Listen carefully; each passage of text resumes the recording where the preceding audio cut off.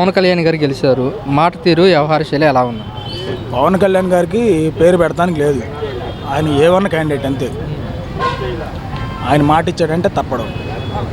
పల్లెల్లోకి వెళ్తున్నారు, గ్రామాల్లోకి వెళ్తున్నారు, రోడ్డు సమస్యలు తీరుస్తున్నారు, ప్రజల సమస్యలు తీరుస్తున్నారు. ఎలా అనిపిస్తుంది? ఆయన మాట ఇచ్చాడంటే తప్పడం. రోడ్డు వర్కులు కూడా అన్నీ సక్రమంగా జరుగుతున్నాయి. నలుగురికి పని దొరుకుతుంది, ఉపాధి దొరుకుతుంది. రోడ్డు ప్యాచ్ వర్కులు అన్నీ చేస్తున్నారు. ఇప్పుడు తెనాల నుంచి నారాకోడి లైన్ కూడా మరమ్మతులు జరుగుతున్నాయి, సక్రమంగానే ఉంది. రేపు మంగళగిరి లైన్ కూడా డెవలప్ చేస్తారన్నారు. రోడ్డు వర్కులు అయితే సక్రమంగా జరుగుతున్నాయి చక్కగా. అదే సందర్భం వచ్చినప్పుడు చంద్రబాబు నాయుడు గారు పవన్ కళ్యాణ్ కలవటం వల్లే మనకి కూటమి ప్రభుత్వం భారీ స్థాయిలో మెజార్టీ వచ్చింది, గెలిచిందంటూ కూడా చెప్తున్నారు. అదైతే వాస్తవమే. పవన్ కళ్యాణ్ దీనికి మద్దతు ఇకపోతే ఇంత మెజారిటీ వచ్చేది కాదు. అట్టగాని ఇద్దరు కలిసి చక్కగా ఉమ్మడిగా రాష్ట్రాన్ని అభివృద్ధి చేసే ఆలోచనలే చేస్తున్నారు.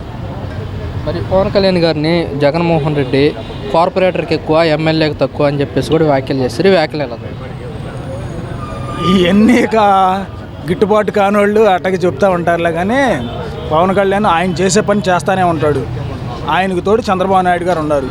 ఆయన తెలివితేటలకి ఈ నిజాయితీకి చక్కగా సూట్ అయ్యింది.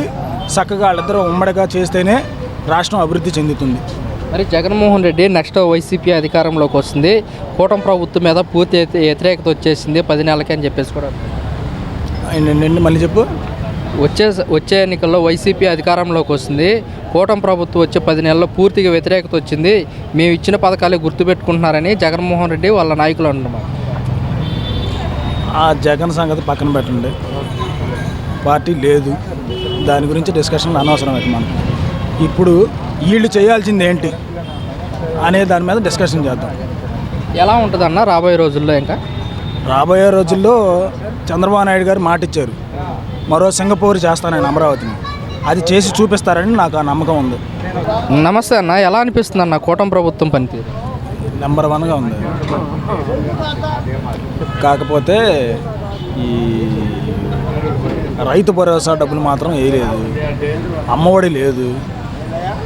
తర్వాత స్త్రీలకింతని ఈ స్త్రీలకు 1000 రూపాయలని అన్నారు కదా, అది లేదు. అవన్నీ వేస్తే ఇంకా పరిపాలన బాగుంటుంది. అయితే చెప్పిన పథకాలు ఇంప్లిమెంట్ చేయడానికి కొంచెం టైం పడుతుంది, రాష్ట్ర ఖజానా చూస్తే ఖాళీగా ఉందని చెప్పేసి సీఎం గారు అంటారు. సరే, ఈ పథకాలను ఎత్తేసినా బాధలేదు. ఆ రాజధాని కంప్లీట్ చేస్తే అదే సంతోషం. నలుగురికి ఉపాధి దొరికిద్ది, పిల్లలకి రేపు భవిష్యత్తు బాగుంటుంది. ఆ అమరావతి పని మాత్రం సక్రమంగా చేస్తే అదే సంతోషం మాకు. ఓకే, మీరు పథకాలు వద్దు, డెవలప్మెంట్ కావాలి, అమరావతి కావాలంటున్నారు. కొంతమంది ఏమో మాకు డెవలప్మెంట్ కావాలి, పథకాలు కూడా కావాలంటున్నారు కదా, వారికి ఏం చెప్తారు? నా ఉద్దేశం అయితే పథకాలు అవసరంలా, అమరావతి కంప్లీట్ చేసి నిత్యావసర వస్తువులు ధర తగ్గితే చాలు, పేదవాడికి అందుబాటులో ఉంటాయి. ఇప్పుడు 500 తెచ్చుకుంటున్నాం కూలి, వాటిలో 500 తీసుకెళ్తే సరుకులు సంచిగా నిండట్లే. అవసరం అమరావతి కంప్లీట్ చేసి చక్కగా నలుగురికి పిల్లలకే భవిష్యత్తు ఉంటుంది. తర్వాత నిత్యావసర ధరలు తగ్గితే చాలు. ఓకే, సీఎం గారు కూడా అదే అంటున్నారు, అమరావతి పూర్తి చేస్తామంటున్నారు. అమరావతి కనుక మనకు పూర్తి అయితే యువతకు కానివ్వండి, ప్రజలకు కానివ్వండి ఎలా ఉంటుంది? యువతకి మంచి భవిష్యత్తు ఉంటుంది. ఎక్కడెక్కడికో హైదరాబాద్ వెళ్ళి, తెలంగాణ వెళ్ళి ఉద్యోగాలు చేయాల్సిన అవసరం ఉండదు.